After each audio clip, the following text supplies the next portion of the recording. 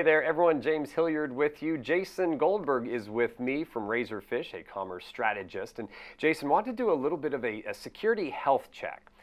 Top 3 things small, medium-sized businesses should kind of go back every now and again and review in terms of their security posture to make sure they're providing a secure environment for their customers.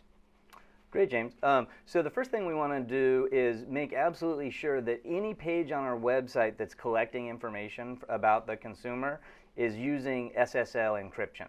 And so the easiest way to tell that is look up in the address bar and see the HTTPS and not just HTTP. Many browsers will actually show you a little padlock there. We want to make sure that any place we're asking someone to log in or enter information about themselves, and certainly where they're asking for payment information, that all those pages are using HTTPS. And in fact, many sites these days just use HTTPS for everything, and that's a perfectly reasonable, good practice. So that's number one.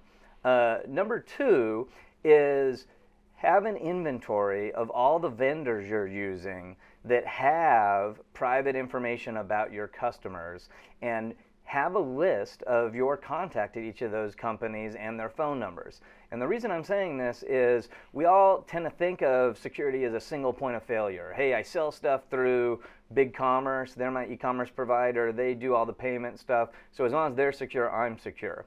And while we certainly need to make sure that our e-commerce provider is secure, we also send all the email addresses to a separate company, an email service provider that then emails everyone else, and they can be breached, and anyone else whose services I'm using. And so God forbid something happens, you read an article that something got breached, you get an email, you need to know, hey, does that affect me? Is this a company I use? And how do I contact them to begin the process of remediating that? And so super important thing is to have a good inventory of all those vendors you're dependent on for security. And then the third thing I would do is do some good testing on all the browsers that your customers use. So when we just talked about HTTPS, don't just look at that through a desktop browser in Firefox when most of your users are coming on mobile phones, for example, or maybe a bunch of your users use an older browser that you don't like as much, right? You need to look into your web analytics, understand all the different form factors of browsers that people are using on your site, and test all of those browsers against your security features to make sure there's not something that's broken only in one browser that maybe you don't think about very much. Great advice, great kind of checklist there. How often do we do this? Quarterly, yearly?